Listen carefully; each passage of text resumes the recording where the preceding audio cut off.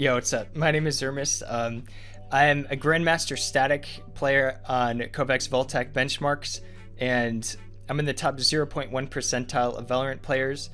I just wanted to clear up some misinformation on aiming. I think everybody in the Kovaaks Reddit already knows a lot of this information, so it'll be just a repeat of what people already preach, but I saw a lot of incorrect information on aiming on YouTube. So I just wanted to clear up some stuff about how to get better at aiming and how important aiming actually is in terms of overall gameplay. It's not that important. It's important, but it's not important. It'll help you in fights, but you're not going to get Radiant by only playing Kovaaks. You have to play the game. Anyway, now we can take a look at a video that I thought was especially bad. All right. Can you do this? No, I can't do that. And you know what, dude? It doesn't matter. Yeah, I didn't think so. Want to know why it doesn't matter that I can't do that? Because this scenario is garbage. It's trash. Gridshot is trash. There's a reason why Tens does it and why a lot of other streamers do it, because it's entertaining to watch, relatively speaking. You know what I mean? Like something like if you look at Bardaz doing 1 while 6 targets, getting the best score in the world. This is just like, it's not that impressive. It's just like, it doesn't look cool. But for whatever reason, Gridshot looks really cool. But the thing is, it doesn't help you improve your aim unless you're brand new. If you're like a brand new player, and if you do Gridshot, it's not gonna hurt. And I even think like, even if you grind Gridshot, I don't think it'll hurt your aim. But there's so many better scenarios that you could do, even in Aimlabs. We load up Aimlab and frantically click around the screen trying to catch every single dot that spawns as quickly as possible. We might even see our score go up after a few runs and assume that we're making progress. Who plays the game like this? This is the wrong approach. Do people play? Unfortunately, that's the wrong approach. That blows my mind. I can't believe that. You're not supposed to just randomly click on your screen. Okay, I'm sorry.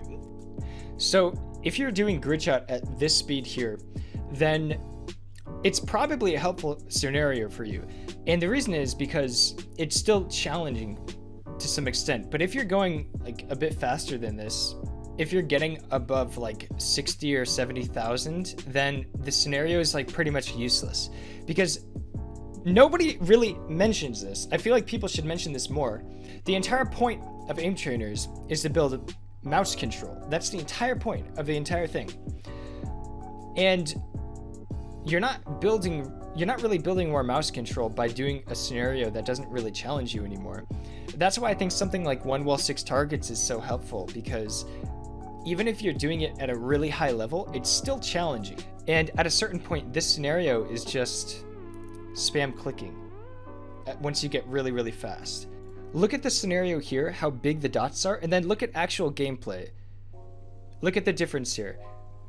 So, I mean, what is happening? There's a tiny, tiny little dot where the guy's head is, and your crosshair needs to move a tiny amount. A scenario that would replicate this is like 5 sphere, hipfire, extra small.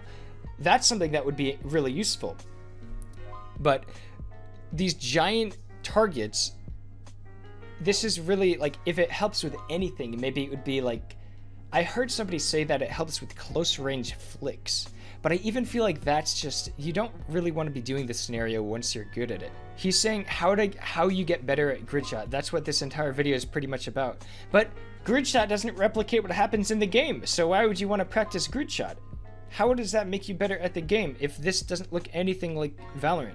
I don't think that doing this scenario will make you worse at aiming, but I just don't think that it'll make you better at it. Okay, this other video, how to get better aim in 10 minutes. You can't get better aim in 10 minutes. This is something that happens over a long period of time. It's like, dude, this is like saying how to get a 6-pack in 10 minutes. It's not gonna happen, dude. So you may be wondering, how do you actually get better at aiming then? And I think there's a lot of ways, but I think you really can't go wrong with the Voltaic benchmarks. I think they're They're made by people who know a lot about aiming, and they'll give you a good foundation on just developing the skill of aiming itself. But the concept that I think people should keep in the back of their mind as they continue to get better at aiming is that the idea is always going to be crosshair control. How well can you move the pixels of your crosshair over the target and then, you know, click? That's the entire skill itself. So other good scenarios other than the ones in Voltaic are ones I already mentioned, like 5-sphere, hipfire extra small, and 1-wall 6 targets. Those are like the bread and butter. But another one you can't go wrong with thin aiming long, I think it's called, or like thin aiming gauntlet.